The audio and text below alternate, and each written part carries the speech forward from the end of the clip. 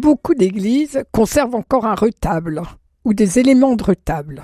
Le terme de retable vient du latin tabula retro altaris, derrière la table d'autel. Le retable est un élément vertical placé derrière l'autel et portant un décor sculpté et peint.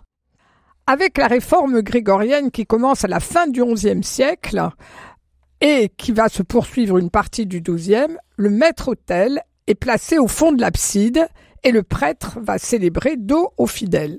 C'est alors qu'on va commencer à mettre à l'arrière de l'autel des éléments portant des images sacrées. Ce sont les premiers retables. Ces retables sont souvent en bois sculpté et doré, portant des bas-reliefs avec des scènes religieuses, mais aussi des statuettes de la Vierge, du Christ ou de saints. Au XIVe siècle, avec le développement de la peinture sur panneau, c'est-à-dire de la peinture indépendante du mur, va apparaître le retable peint, avec plusieurs formules. Le diptyque, 2 panneaux, le triptyque, 3 panneaux. Le panneau central est alors plus important que les panneaux latéraux. Et le polyptyque, plusieurs panneaux.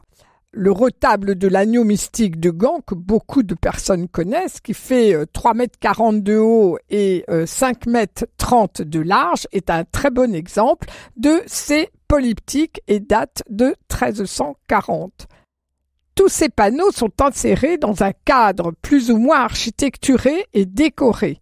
Les volets sont peints en grisaille et en temps ordinaire, ce sont eux que l'on voit, car on ouvre les retables peints que lors de grandes fêtes. La réforme catholique, c'est-à-dire la période de ce que l'on appelle souvent la contre-réforme, est l'âge d'or du retable, au XVIIe siècle.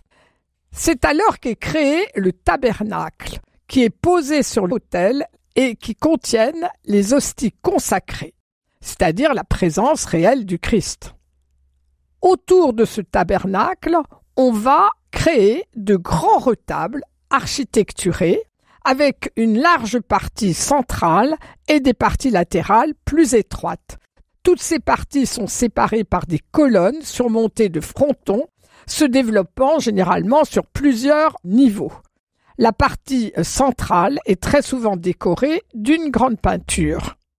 Alors ces églises de la réforme catholique avec leurs retables, les retables disparaissent malheureusement plus ou moins au XVIIIe, à la fin du XVIIIe et au XIXe siècle. Où est-ce qu'on peut en voir?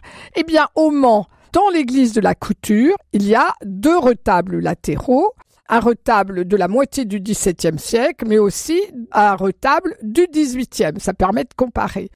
Vous avez évidemment l'église de la Flèche, du Prytanée de la Flèche, l'ancien collège des Jésuites, qui est un retable type et surtout une église type de la réforme catholique.